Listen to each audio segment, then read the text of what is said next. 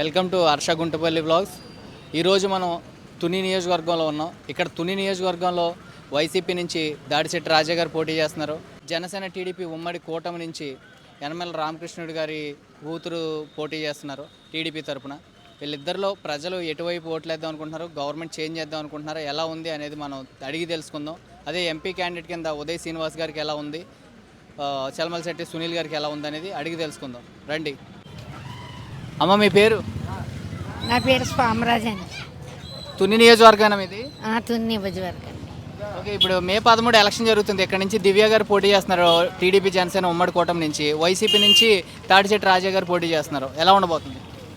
తాడిశెట్టి రాజా పరిపాలన అయితే ఇంక వెనక తిరిగి చూడొచ్చి సమస్య లేదు సార్. పరిపాలన చాలా బాగా చేశారు. మా పేదవాళ్ళకి కూడా అష్టవసరాల్లో మాకు ఏదైనా కావాలన్నా ఇప్పించారు. మాకు ఇంతవరకు తెలుగుదేశం పరిపాలనలో కూడా వ్యాపారాలు చేస్తే కర్రలు ఇచ్చి కొట్టి బూటకాలతో తినేవారు. ఈ పరిపాలన వచ్చాక పేద సేద అందరూ బ్రతుకుతున్నారు సార్. మా ఈ పరిపాలన నెంబర్ 1 పరిపాలన అండి వైఎస్ఆర్ జగన్మోహన్ రెడ్డి పరిపాలన చాలా బాగుంది సార్. తుని నియోజకవర్గం ఇది. ఇదే ఈ ఊరు. అంటే ఇప్పుడు ఎలక్షన్ జరుగుతుంది. ఇక్కడ తాడిశెట్టి రాజా గారు ఎమ్మెల్యే అభ్యర్థి కింద పోటీ చేస్తున్నారు వైసీపీ నుంచి.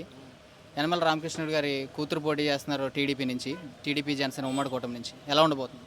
ఎలా ఉండదంటే రాజా గారిది ఏం లేదండి, డబ్బు బాబరే. యనమల రామకృష్ణ గారు ఇక్కడ ఎక్కడ ఎవరిని అడిగినా, ఎవరికి మైక్ పెట్టినా కానీ జనాలు మేమేం చెప్పలేమండి, చెప్పమండి, ఆ టయానికి వేస్తాం. ఇక్కడ పలుకుబడి అండి, రాజా గారి పలుకుబడి ఎక్కువ ఉంది, దానివల్ల మేమేం మాట్లాడలేం. అంటే ఇప్పుడు ఇక్కడ ఎంపీ అభ్యర్థి కింద చూస్తే తంగెళ్ళ ఉదయ్ శ్రీనివాస్ గారు జనసేన టీడీపీ కూటమి నుంచి పోటీ చేస్తున్నారు. చలమశెట్టి సునీల్ గారు ఎంపీ అభ్యర్థి కింద వైసీపీ నుంచి పోటీ చేస్తున్నారు. ఇద్దరిలో ఎవరికి ఉండబోతుంది? ఎంపీ అండి ఉదయ్ శ్రీనివాస్ గారు. ఉదయ్ శ్రీనివాస్ గారు. అంటే ఇక్కడ ప్రత్యేకించి తునిలో ఎందుకు అంత భయపడుతున్నారు ఓటర్స్, ఒక పబ్లిక్ ఒపీనియన్ చెప్పడానికి కూడా?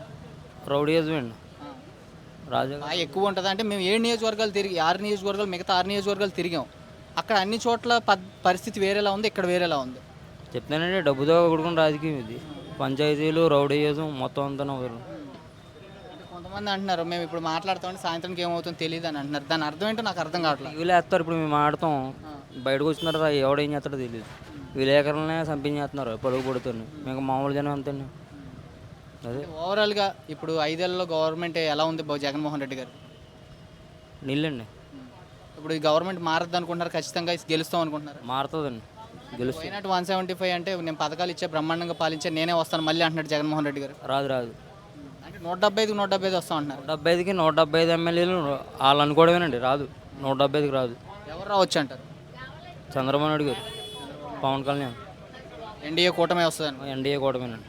అంటే ఎందుకు ఎన్డీఏ కూటమి వస్తుంది? పవన్ కళ్యాణ్ గారు చూసుకుంటే గతంలో 2 చోట్ల పోటీ చేసి ఓడిపోయారు, ఆయనకి ఓటేసిన వేస్ట్ అని వైసీపీ అంటుందిగా. అంటే ఇప్పుడు పవన్ కళ్యాణ్ గారు సొంత డబ్బుతో ఖర్చుపెట్టి జనాలకు మేలు చేశారు. మరి జగన్ గారు ఏం చేశారండి? జనం సొమ్మే కదా బయట ఖర్చుపెట్టింది. పవన్ కళ్యాణ్ చంద్రబాబు నాయకత్వం కావాలి మాకు. అంటే రాష్ట్రంలో 99% హామీలన్నీ నెరవేర్చానని చెప్తున్నారు జగన్మోహన్ రెడ్డి గారు. ఎంతవరకు వస్తాం? ఎక్కడా నెరవేరలేదండి. మద్యపాన నిషేధం, పోలవరం లేదా 3 క్యాపిటల్స్ ఇలాంటివన్నీ కూడా చేస్తాం, ఇంకో ఛాన్స్ ఇవ్వండి అంటున్నారు. మద్యపాన నిషేధం ఎక్కడైందండి? అవ్వలేదు కదా. అందరూ తాగుబోతులే, తాగే తిరుగుతున్నారు. మద్యం ఎలా ఉంది? మద్యం మా మామూలే అండి, హై రేట్లు, లేబర్లో నిల్లు. ఓవరాల్గా ఇక్కడ ఎంపీగా ఎవరు గెలవచ్చు, ఎమ్మెల్యేగా ఎవరు గెలవచ్చు? తునిలో ఎమ్మెల్యేగా ఎవరు గెలవచ్చు? యనమల రామకృష్ణ గారు, దివ్య గారు. అక్కడ ఎంపీగా ఎవరు గెలవచ్చు? కాకినాడ అండి ఉదయ్ శ్రీనివాస్. థ్యాంక్ యూ అన్న. మీ పేరు? నా పేరు త్రిమూర్తులండి. ఇక్కడ స్థానికులైనా మీరు? తుని స్థానికులైనా? స్థానికులే, కోటనందరు తుని నియోజకవర్గం వస్తుంది కదా. తుని నియోజకవర్గం. అంటే ఇప్పుడు ఎలక్షన్ జరుగుతుంది ఏపీలో. ఇక్కడ తాడిశెట్టి రాజా గారు మళ్ళీ వైసీపీ నుంచి పోటీ చేస్తున్నారు, యనమల రామకృష్ణ గారు టీడీపీ నుంచి పోటీ చేస్తున్నారు. ఎలా ఉండబోతుంది మీ నియోజకవర్గం? మా నియోజకవర్గం రెండు దెబ్బగా ఉంటుంది. హైయెస్ట్ అయితే రాజా గారు వస్తారని అనుకుంటున్నాం. అదే ఎక్కువగా మెజార్టీతో వస్తారేమో అనుకుంటున్నాము. ఇక్కడ ఎంపీ క్యాండిడేట్ కింద చలమలశెట్టి సునీల్ గారు పోటీ చేస్తున్నారు, కాకినాడ ఎంపీ మీది. అయితే ఇక్కడ జనసేన టీడీపీ కూటమి నుంచి టీటైమ్ ఉదయ్ శ్రీనివాస్ గారు పోటీ చేస్తున్నారు. ఎలా ఉండబోతుంది ఎంపీ క్యాండిడేట్? ఎంపీ క్యాండిడేట్ కూడా సునీల్ గారికి బాగుండొచ్చు అనుకుంటున్నాను నేను. కానీ వైసీపీ ప్రభుత్వం అయితే అంతగా చేసింది ఏమీ లేదండి. అంటే అంటే మళ్ళీ వైసీపీ వస్తుందని చెప్పి అంటే మీరు ఇక్కడ దాడిశెట్టి రాజా గారు వస్తారన్నారు. వస్తారండి. రాజా గారు అయితే వస్తారు, పైన చెప్పలేం కానీ ఇక్కడైతే రాజా గారు వస్తారు అనుకుంటున్నాను. ఎందుకంటే ఇంతకుముందు రామకృష్ణ గారు కూడా ఇంతకుముందు 5-6 సార్లు నెగ్గి ఏం చేసింది లేదు ఆయన కూడా. వాళ్ళ అమ్మాయిని నుంచోబెట్టారు. జనసేన అయితే ఒక రకంగా ఇక్కడ బాగుండు, మన పవన్ కళ్యాణ్ గారికి కానీ ఆ తరపు నుంచి సీట్ ఇస్తే ఇక్కడ బాగుండు. మరి అంటే ఇప్పుడు ఎలా ఉండబోతుంది ఇప్పుడు ఓవరాల్గా గవర్నమెంట్ ఏది వస్తుంది అనుకుంటున్నారు? నేనైతే వైసీపీ వస్తుందని అనుకుంటున్నాను, కానీ జనసేన వస్తే బాగుంటుందని అనుకుంటున్నాను నేను కూడా. అది కూడా ఉంది. అంటే జనసేన తరపు నుంచి కూటమి వస్తే బాగుంటుంది. అంటే అయినా వైసీపీ గవర్నమెంట్ కూడా ఇంతకుముందు చేసింది అభివృద్ధి అంటే ఏమీ లేదు. కొన్ని పథకాలు ఇచ్చారు, కొన్ని మంచి పథకాలు ఉన్నాయి, కొన్ని చెడ్డ పథకాలు ఉన్నాయి. అమ్మఒడి బాగుంది, స్కూల్లో డెవలప్ చేస్తారు, అది బాగానే ఉంది. అలాగే రైతు భరోసా కూడా బాగానే ఉంది. అలాగే కొన్ని పథకాలు ఉన్నాయి, పనికిరాని పథకాలు, అవి అయితే వేస్ట్. ప్లస్ అభివృద్ధి అనేది జరగలేదు. మెయిన్ పథకాలు వస్తున్నాయి కానీ డబ్బు ఇస్తున్నారు కానీ అభివృద్ధి లేదు, రాష్ట్రం బాగుపడలేదు. రాష్ట్రం బాగుంటేనే యువత కూడా బాగుంటారు. ఇంకొకటి ఏంటంటే మొత్తం దేశం మొత్తమే చూసుకున్న దేశానికి మొత్తం జై జవాను జై కిసాను 2 కళ్ళు మనకి. ఒకడు జవాన్ ఉండాలా, దేశాన్ని కాపాడేవాడు, ఒకడు దేశాన్ని బతికించేవాడు రైతు ఉండాలా. ఈ గవర్నమెంట్లో రైతుకి అస్సలు మంచిగా జరిగింది ఏమీ లేదు. ఈరోజు రైతు పొలంలో మట్టి తీసుకుని మళ్ళీ వేరే పొలంలో వేసుకోవడానికి కూడా మేము మా నియోజకవర్గంలో డబ్బులు కట్టవలసి వస్తుంది. అంత పరిస్థితి ఏర్పడింది. అంటే ఎంత తీసుకుంటున్నారు ఒక ట్రక్ వచ్చి? ఓ ట్రక్కి వచ్చేసి మా పొలంలో మట్టే చెరువులోకి వెళ్తుంది. వాటర్ వచ్చేసి కొట్టుకెళ్ళిపోయి చెరువులోకి వెళ్తుంది. మళ్ళీ చెరువులో మట్టి తీసుకుని వేయడానికి 200 తీసుకుంటున్నారు ఇక్కడ మాకు. మరి ఇప్పుడు దాడిశెట్టి రాజా గారే కదా గత ఎమ్మెల్యే 5 సంవత్సరాల నుంచి 2019 నుంచి 24 వరకు మళ్ళీ ఆయన్నే రావాలంటున్నారు. మరి ఆయన ఉన్నప్పుడు ఎమ్మెల్యేగానే కదా ఇవంతా జరిగింది. ఆయనే రావాలని నేను అంటలేదు, అయినా వస్తారని అనుకుంటున్నాను అంతే నేను.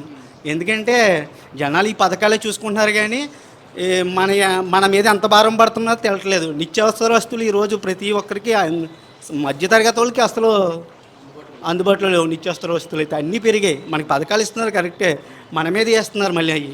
ఆ కిరాణా వస్తువులు 50 రూపాయలు ఉండేది 80 రూపాయలు అయింది, 80 రూపాయలు ఉండేది ఏమో 150 రూపాయలు అయింది. ఇలా కిరాణా సామాన్లు కూడా పెరిగాయండి.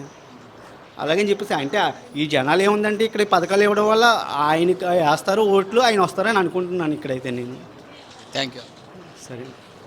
ఎక్కడ పంటలు లేవు, ప్రజలు బోళ్ళు ఇబ్బందులు ఉన్నారు. అందరూ బాకీలోళ్ళే, అప్పులు. తెల్లాళ్ళైతే వడ్డీలు కట్టడంలో లేడు. అన్నీ అద్దెలు పెరిగిపోయి, కూళ్ళు పెరిగిపోయి, అన్నీ పెరిగిపోయి. ఇవాళ గోల్డ్ అన్నీ పెరిగిపోయి. దాన్ని బట్టి సామాన్యుడు బతకాలంటే కష్టంగా ఉంది. సామాన్యుడు బతకాలంటే కష్టంగా ఉంది. అంటే ఓవరాల్గా చెప్పండి, సామాన్యుడు బతకాలంటే కష్టంగా ఉందని 5 సంవత్సరాల పాలన నేను బ్రహ్మాండంగా పథకాలు ఇచ్చాను, రాష్ట్ర అభివృద్ధి చేశాను అని చెప్తున్నారు. అంటే రాష్ట్ర అభివృద్ధి అంటే ఏంటి, మీకు ఎందుకు ప్రాబ్లమ్స్ ఉన్నాయి? వాళ్ళ మనస్తత్వాన్ని బట్టి మాట్లాడతారు, తప్పు లేదు. వాళ్ళ మనస్తత్వాన్ని బట్టి మాట్లాడతారు. వాళ్ళు అలా మాట్లాడడానికి వాళ్ళకి అధికారం ఉంది. మనం కొద్దిగా వస్తాడు, ఎవరైనా కొంటాడు, అమ్మ ఇది బాగుంది ఇది బాగుంది ఇది బాగుంది అని అమ్ముకుంటాం. అది బాగుందో బాగాలేదో ఆవిడ వాడిన తర్వాత మనతో చెప్తుంది. పసుపుకుంటూ బాగుంది అనుకో, చాలా బాగుంది అంటారు. అలాగే. థ్యాంక్ యూ అన్న. మీ పేరు? నా పేరు యాదాల రమణ అండి. మాది తొండంగ మండలం, తుని నియోజకవర్గం. తుని నియోజకవర్గమే. అంటే ఇప్పుడు ఇక్కడ తుని నియోజకవర్గంలో దాడిశెట్టి రాజా గారు వైసీపీ నుంచి పోటీ చేస్తున్నారు. అటు టీడీపీ జనసేన ఉమ్మడి కూటమి నుంచి యనమల రామకృష్ణ గారు తనయురాలు పోటీ చేస్తున్నారు. ఎంపీ క్యాండిడేట్ కింద తంగెళ్ళ ఉదయ్ శ్రీనివాస్ గారు పోటీ చేస్తున్నారు. చలమలశెట్టి సునీల్ గారు వైసీపీ నుంచి. అసలు ఎలా ఉంది ప్రజానాడి? ఎంపీకి ఎవరికి వేద్దాం అనుకుంటున్నారు, ఇటు ఎమ్మెల్యేకి ఎవరికి వేద్దాం? అయితే ఇక్కడ ఉమ్మడి అభ్యర్థిగా యనమల దివ్య గారిని జనసేన, బీజేపీ, టీడీపీ యనమల దివ్య గారిని నిలబెట్టుకున్నారు బరిలోని. అలాగే గత 5 సంవత్సరాల నుంచి అధికార పార్టీని మన దాడిశెట్టి రాజా గారు ఆల్రెడీ అధికారంలో ఉన్నారు. కాకపోతే ప్రజానాడు అనేది ఎవరికి మెజార్టీయా ఎవరికి అనేది ఇంకా బయటకు పడలేదు. ప్రజెంటు ఏంటనేది అంటే ఇప్పుడు ఉన్న పరిస్థితిని పెట్టి మేము నెగ్గాలని వాళ్ళు ఉన్నారు, మేము నెగ్గాలని వీళ్ళు ఉన్నారు. మీరేమనుకుంటున్నారు? సామాన్య ప్రజల కింద న్యూట్రల్గా మీకు ప్రభుత్వం మారితే బాగుంటుంది అనుకుంటున్నారు, లేకపోతే జగన్మోహన్ రెడ్డి గారి ప్రభుత్వమే రావాలనుకుంటున్నారు?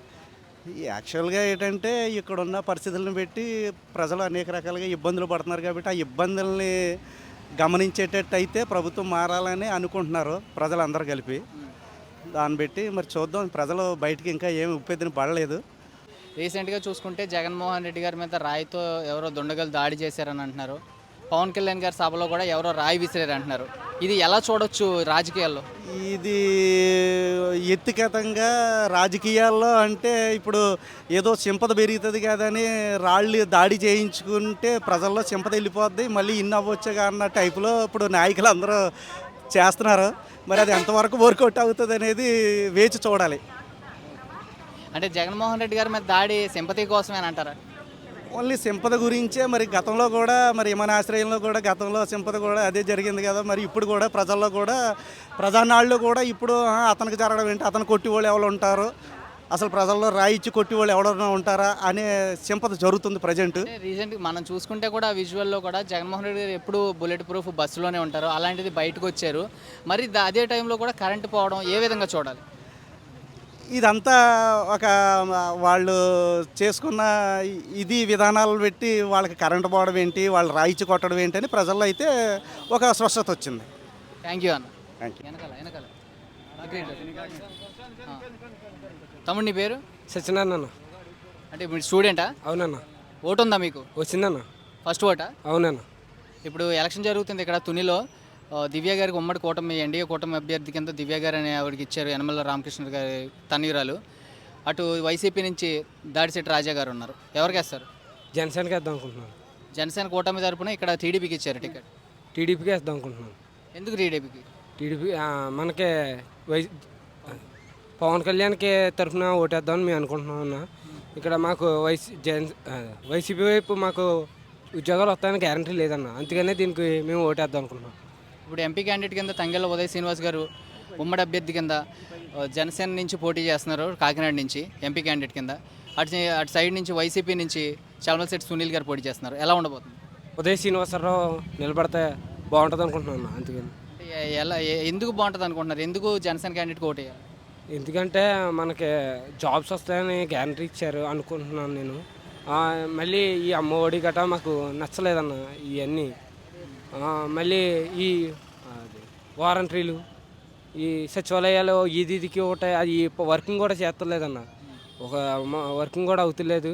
ఇంకా అలాగే డబ్బులు ఏదో ఒకలాగా వృధా కింద అయిపోతున్నాయి అన్న. రోడ్స్ అంటే రోడ్స్ స్థిరంగా లేవు. అందుకనే నేను జనసేనకి వేద్దాం అనుకుంటున్నాను.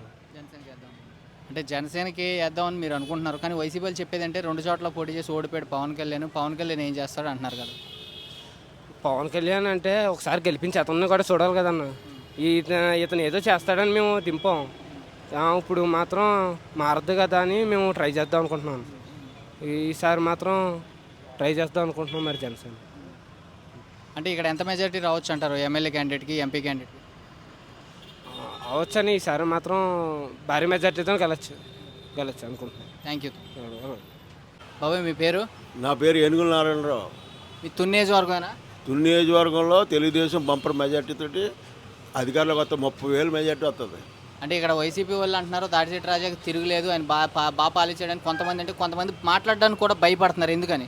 రౌడీజం ఉంది కాబట్టి మాట్లాడడానికి భయపడడం. అంటే వైఎస్ఆర్ పార్టీ వాళ్ళు కలబడి కొట్టించాడు, పోలీస్ కేసులు పెట్టడం, దౌర్జన్యం చేసి ఈ మున్సిపాలిటీ షాపులను అంటే తాళాలు వేయించడం, రకరకాల జమ్మిక్రియలు చేస్తున్నారండి.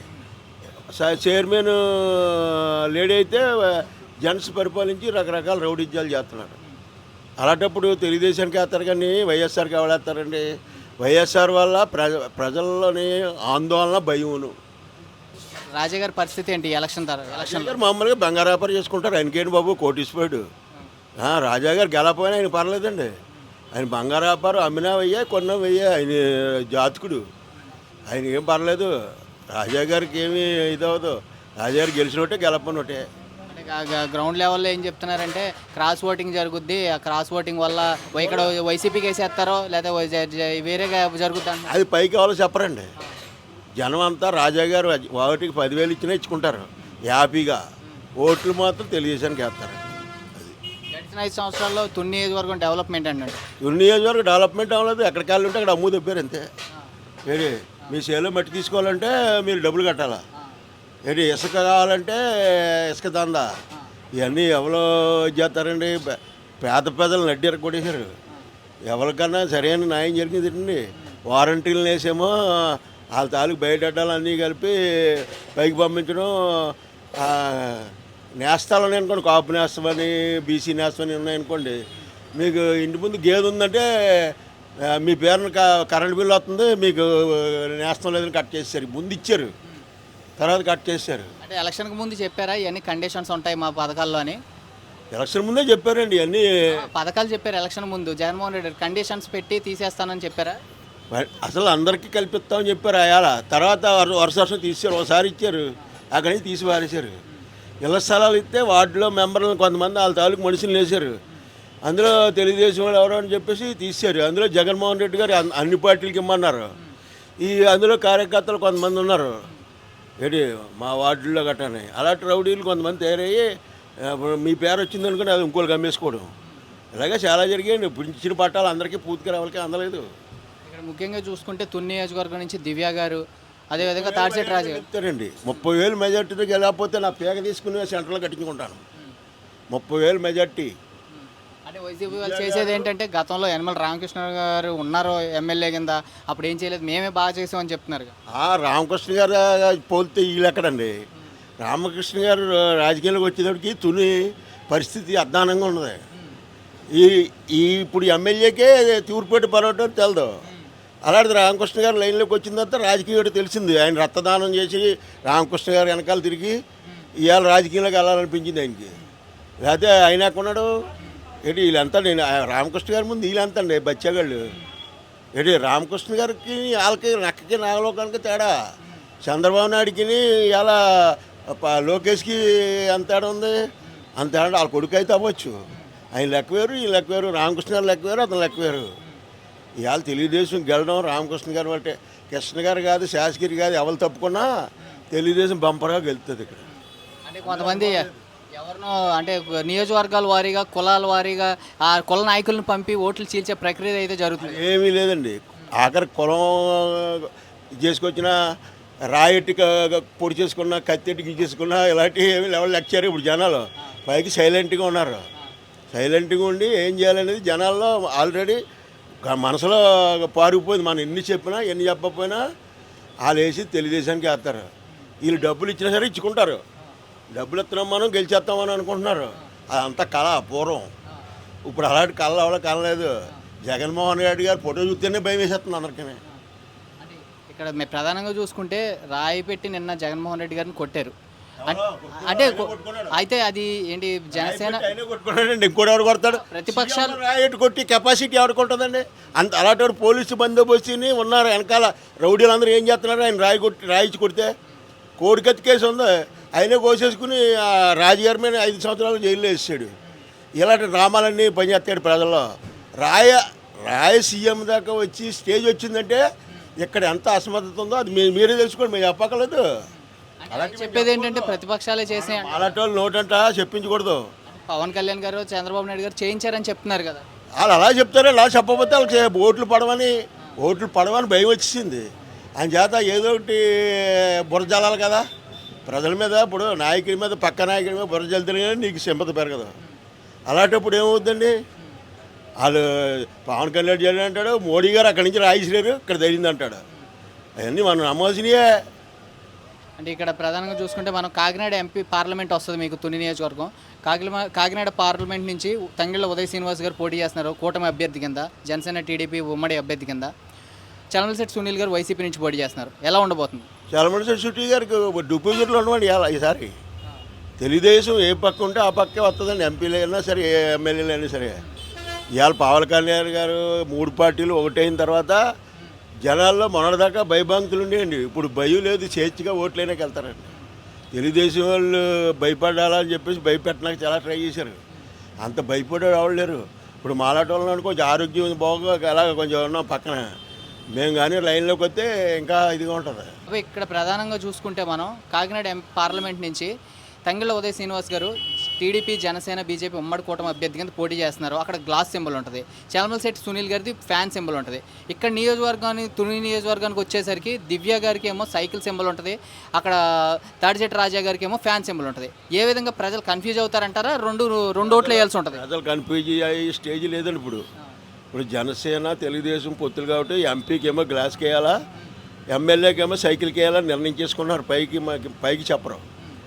ఏ ఒక్కరిని అడిగినా మీకు ఈ ఊర్లో ఎవడో చెప్పడం. మీరు ఎవరిని అడిగినా, మీరు ఎంత ఇది చెప్పినా, మీరు టీవీలో పడతారని చెప్పినా వాళ్ళకే చెప్పరు. నాయకులు లోపల మనసులో ఓట్లు మనసులో పెట్టేసుకున్నారు. ఈసారి గవర్నమెంట్ మారకపోతే మన అసిద్ధం తిన్నట్టు లెక్కేసుకుంటున్నాడు. గవర్నమెంట్ చంద్రబాబు నాయుడు కానీ రాకపోతే మనం మామూలుగా ఊళ్ళో వేసి ఉన్న రాష్ట్రాలు తెలంగాణ కానీ ఎక్కడ కావాలంటే అక్కడ పోదామని చూస్తున్నారు. ఇక్కడ పరిస్థితి అలా ఉంది పైకి. అంటే ఓడిపోయిన అభ్యర్థుల పరిస్థితి ఏంటి ఎలక్షన్ తర్వాత? ఓడిపోయిన అభ్యర్థి పరిస్థితి మా రాజాకు ఉందనుకోండి, కోట్ల మీద వస్తుంది. ఆయన ఒక్కడే కొడుకు. ఆయనకి పాపం ఆయనకి ఏం భయం ఉండదు. హైదరాబాద్ ఇల్లు ఉన్నాయి, ఆయనకి ఎక్కడ కాదు అక్కడ ఇల్లు, విజయవాడ ఇల్లు ఉన్నాయి. ఆయనకేం పర్లేదండి. అంతంత మాత్రమే ఆస్తులు ఉన్న వాళ్ళకి టికెట్లు ఇచ్చామంటున్నారు కదా జగన్మోహన్ రెడ్డి. అంతంత మాత్రం ఆస్తి ఇచ్చినా ప్రజలు ఉన్నారు వాళ్ళ వెనకాల. ఇప్పుడు అంతంత మాత్రం ఆస్తులు ఉన్నా తెలుగుదేశం తరపుని జనాలు ఉన్నారు. అదే డబ్బులు జగన్మోహన్ రెడ్డి గారు అనేది నేను టికెట్లు ఇచ్చిన వాళ్ళకి అంతంత మాత్రం ఆస్తులు ఉన్నాయంటున్నారు. ఆయన ఆస్తులు ఎంతంత మాత్రం ఉన్నా లోపల వెనకాలకి వెళ్ళి వాళ్ళకి వెనకాల చెప్తే చాలా ఉన్నాయి కుంభకోణాలు వాళ్ళు సంపాదించినవి. ఈ మయాన కుంభకోణాల మీద సంపాదించిన డబ్బులు బోల్డ్ ఉన్నాయి. ఇవన్నీ తీస్తారు పైకి. మీ పేర మా పేర పెట్టేసి ఆయన సైలెంట్గా ఉంటున్నాడు. ఆస్తి ఏమి ఉండదు. ఇప్పుడు నేను అన్నాను అలా ఖాళీ కూర్చున్నా, నా దగ్గర ఏం లేదనుకుంటారు. ఏంటి మా కుర్రలు చేసి పోయి మా కుర్రలు చేస్తారు. అంటే ఫైనల్గా మనకి ఇక్కడ దివ్య గారు టీడీపీ అభ్యర్థి కింద పోటీ చేస్తున్నారు. తాడిచెట్టు రాజా గారి మీద ఎంత మెజారిటీ రావచ్చు అంటారు? 30,000 మెజార్టీ వస్తుందండి. 30,000 అండి. దాటిచెట్టు రాజారు అనుకుంటున్నారు, నాకు 40,000 మెజార్టీ వచ్చేస్తే.